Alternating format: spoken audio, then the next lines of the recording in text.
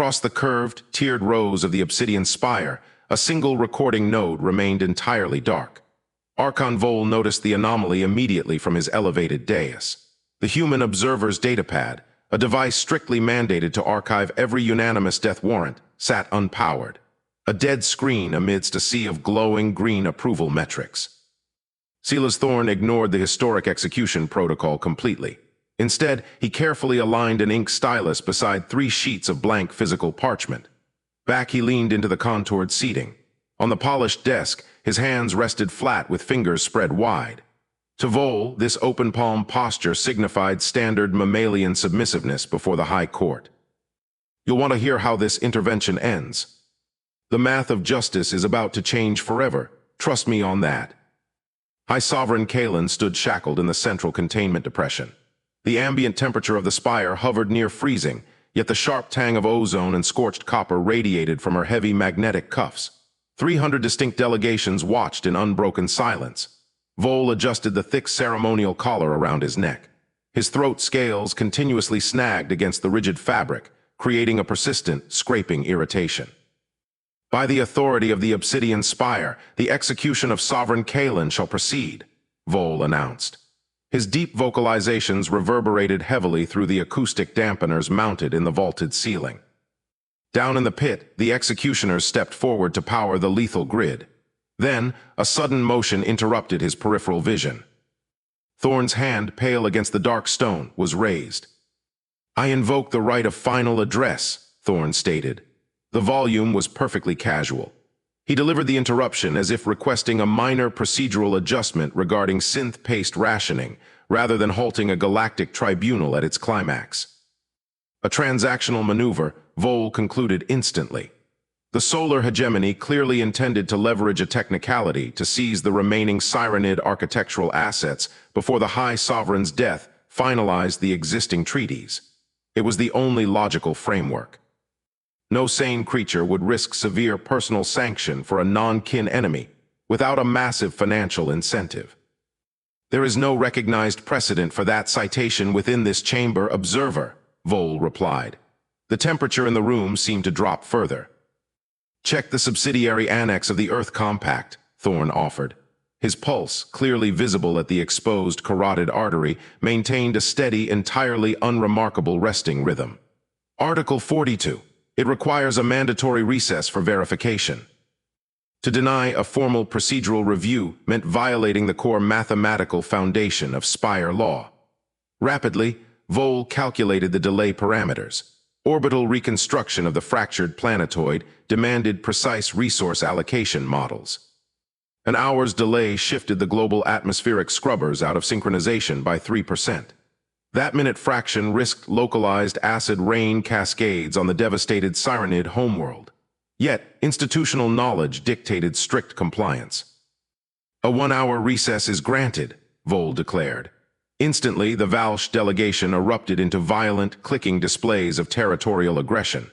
Amidst the sudden auditory chaos, Thorne did not flinch. He simply pulled his blank physical parchment forward and uncapped his stylus.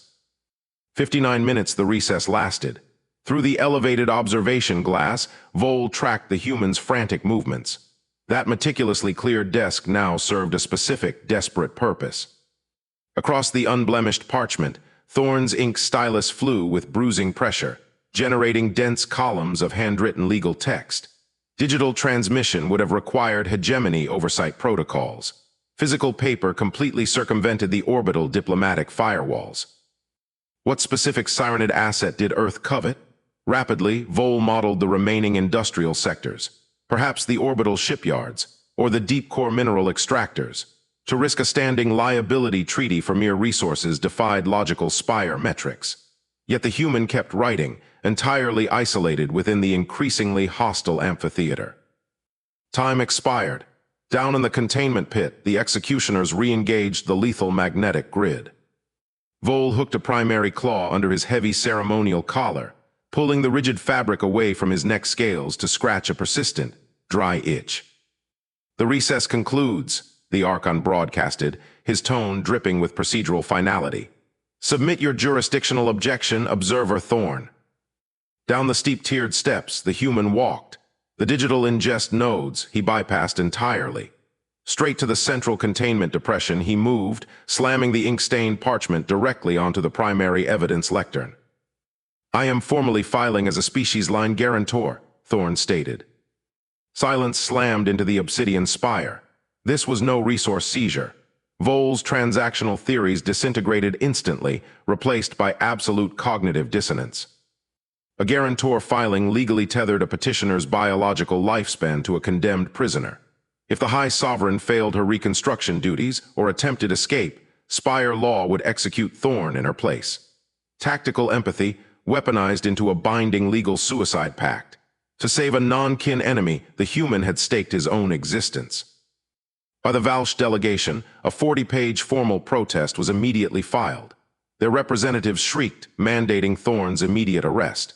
The very paradigm of the tribunal was fracturing. Punitive death was being forcibly replaced by agonizing, mandatory restoration. Ignoring the clicking Valsh delegates, the human unsealed a massive secondary dossier labeled infrastructure mapping and dropped it heavily at the prisoner's feet. Kaelin stared down at the data drives containing billions of shattered lives she must now manually rebuild. Beside the iron cuff, her right hand clenched. A single, chipped gilded fingernail began to vibrate violently against her thumb. 3 months later, the legal dust finally settled. The Hegemony Board had denied the Valsh appeal outright. Reconstruction speeds across the fractured planetoid had mathematically tripled under direct Imperial oversight. From the pressurized observation deck of the Aegis Hub, a neutral orbital station, Thorne watched the lower industrial traffic lanes. Below him, the former sovereign stood before a ruined atmospheric processor. Frost coated the heavy canvas of her prison-issue environmental suit. She looked up through the toxic haze toward the reinforced observation glass. Slowly, the alien lowered her tools. She lifted both arms slightly away from her sides, fingers spread wide, palms facing forward.